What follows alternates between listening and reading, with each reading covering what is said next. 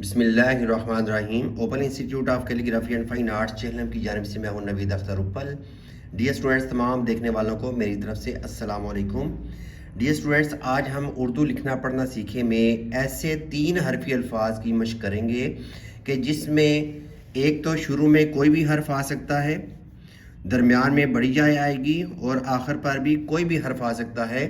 तो जैसे मैं मिसाल देता हूँ, यहाँ पे मैं लिखता हूँ एक, तो इसमें अलिफ और बड़ी जाए आ जाएगी और साथ एंड पे कोई भी हर्फ आप लगा सकते हैं। तो अलिफ बड़ी जाए ए और काफ मौकूफ होगा, तो ये बनेगा एक। तो इस मिसाल के अंदर मैं एक के तोड़ भी कर देता हूँ। तो तोड़ क्या होंगे? एक तो अलिफ आ गया, उसके बाद बड़ी जाए और इसमें आखिर पर जमा करेंगे काफ को। तो ये पढ़ा जाएगा अलिफ बड़ी जाए ए, काफ मौकूफ एक। तो अब हम इससे मिलते जुलते जो अल्फाज हैं उनकी मशक करते हैं। अलिफ बड़ी जाए ए, काफ मौकूफ एक। बे बड़ी जाए बे, काफ मौकूफ बेक। अब ये जो लफ्ज़ है बेक, ये इंग्लिश का वर्ड है, जैसे बेकिंग सोडा हम कहते हैं, ठीक है। तो ये बेक चूँकि हमारी उर्दू के अंदर बहुत सारी ज़बानें मिक्स हैं, तो ये हमारी ज़िंदगी का हिस्सा बन गए हैं, यानी कि उर्दू ज़ुबान का हिस्सा बन जाते हैं अल्फाज। तो इसलिए बेक को भी मैंने शामिल कर दिया है। अब हम लिखते हैं बेग।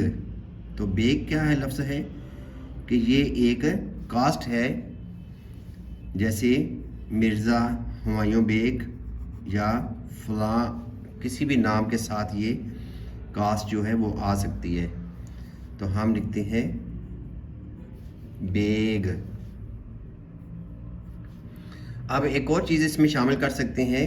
वैसे तो उर्दू राइटिंग के अंदर हमें नहीं लिखना चाहिए, लेकिन ये मैं कैलीग्राफी कर रहा हूँ, लेकिन थोड़ा सा बताना मकसूद है कि आप यहाँ पे काफ का सिंबल जो है ना वो आप दे सकते हैं इस तरीके से, ठीक है, लेकिन ये देना ज़रूरी नहीं है। अगला लफ्ज़ लिखते हैं हम पेट।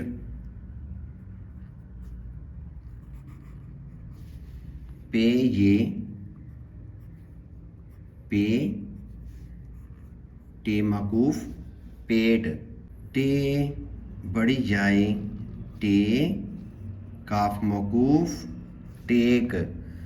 टेक का तोया मैं यहाँ पे बना दूंगा और बड़ी जाए के 2 नुक्ते। फिर हम लिखते हैं जेब।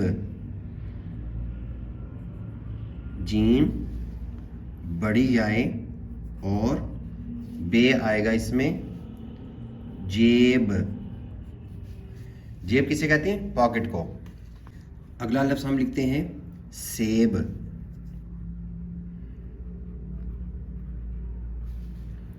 याद रखिएगा कि अगर सीन के दंदाने आप बना रहे हैं तो बीच में याय जो आ जाती है, तो उसका जो दंदाना होगा उसको हम थोड़ा सा लंबा कर देंगे, ठीक है। तो ये जो दंदाना होता है जो कि हम इस तरह लंबा करते हैं, इसे हम शोशा कहते हैं, ठीक है।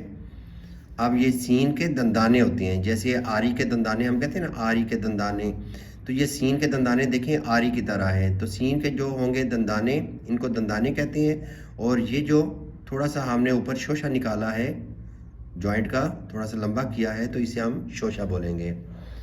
सीन बढ़िए से, बेमौकूफ सेब। फिर हम लिखते हैं शेप। तो इसमें भी सेब की तरह ही होगा, लेकिन इसमें नुक्ते आ गए हैं और इसको हम लिखेंगे शेप। अब शेप जो है ये भी एक इंग्लिश का वर्ड है, क्योंकि हमारी उर्दू ज़ुबान के अंदर शामिल है, तो इसलिए हमने इसको शेप कह दिया है, ठीक है। और शेप लिखना है कि तो कैसे लिखना है। उसके बाद हम लिखते हैं लेप।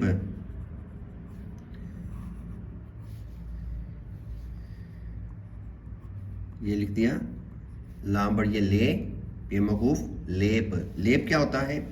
हम कहते हैं कि जैसे लेपा पोती होती है ना, लेप करना, कोई चीज़ जो है ना वो आपने चस्पा करना, या फिर पुराने ज़माने में क्या होते थे कि जैसे देहातों में अभी भी मकान हैं, उनकी जो छतें होती हैं वो कच्ची होती हैं, ठीक है, तो उसके ऊपर जो है ना मट्टी से लेप करते हैं। इसी तरह मैं लिख देता हूँ यहाँ पे नेल। नेल नाखून को कहते हैं इंग्लिश में, तो नेल।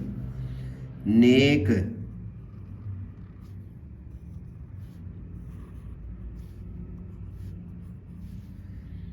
इसी तरह नेम।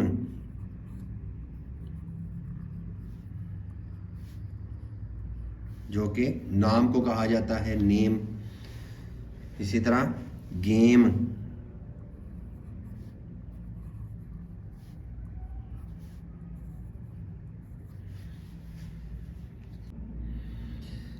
अगला लफ्ज़ है सेम।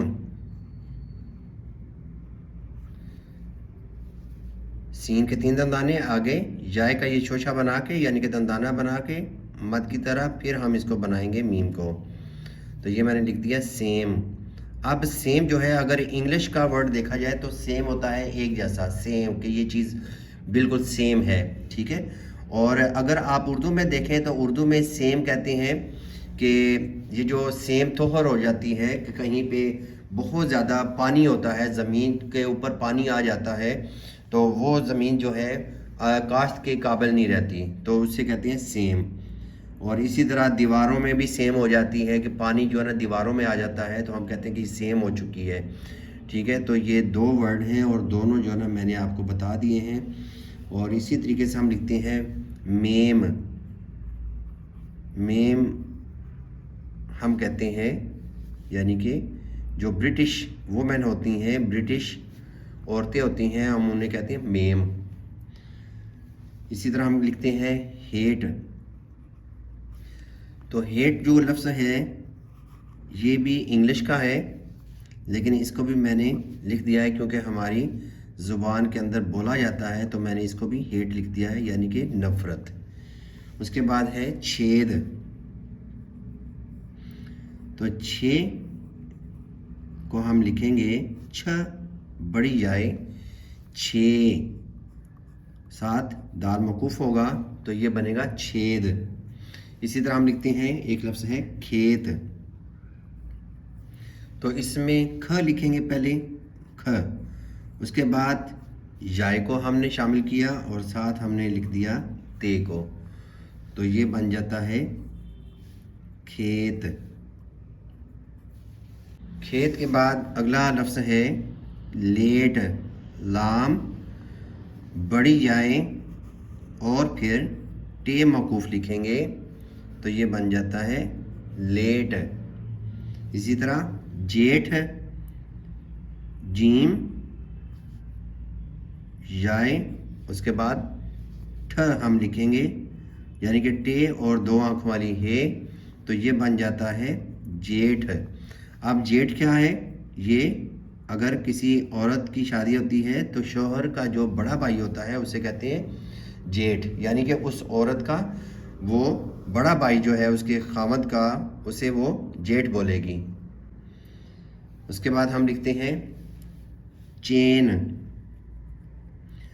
अब चेन जो है ये लफ्ज़ क्या है? ये भी इंग्लिश का एक वर्ड है और चेन होती है जो कि जंजीर को कहते हैं इंग्लिश में, तो हमने लिख दिया चेन। अब अगला लफ्ज़ हम लिखते हैं देर।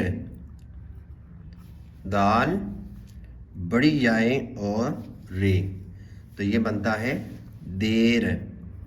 इसी तरह अगला लफ्ज़ है रेत। रे बड़ी जाए और रेत, रे बड़ी जाए ते मकूफ़ रेत। फिर हम लिखते हैं ज़ेर।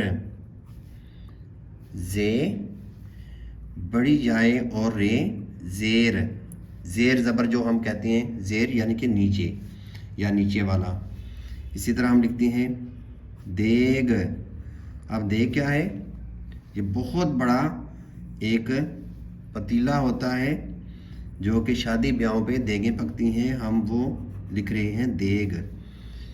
ठीक है। उसके बाद है रेल। रेल क्या है? जो रेल गाड़ी चलती है तो वो रेल के ऊपर चलती है। ठीक है। रेल होती है कि जो जिस पे गाड़ी चलती है। देश, देश वतन को कहते हैं। ये मेरा देश, तेरा देश। ठीक है। तो ये देश कहते हैं वतन को। अब देश से ही निकलता है देसी। कोई भी प्रोडक्ट बनती है अपने देश में, अपने वतन में, उसे हम देसी कहते हैं। इसी तरह हम लिखते हैं रेस। रेस इंग्लिश का वर्ड है और इसको हम कहते हैं कि रेस लगाना, यानी कि किसी के साथ आपने रेस लगाई है, दौड़ लगाई है, तो दौड़ को कहते हैं रेस। फिर एक लफ्ज़ है शेम। शेम भी इंग्लिश का वर्ड है और ये क्या है? हम कहते हैं शेम करो, यानी कि शर्म करो। तो शेम है, शर्म को कहते हैं शेम। तो डियर स्टूडेंट्स, ये थे हमारा आज का लेसन। इंशाल्लाह नई वीडियो के साथ मैं दोबारा हाज़िर होऊंगा। इजाज़त चाहूँगा। अल्लाह हाफ़िज़। अस्सलाम वालेकुम।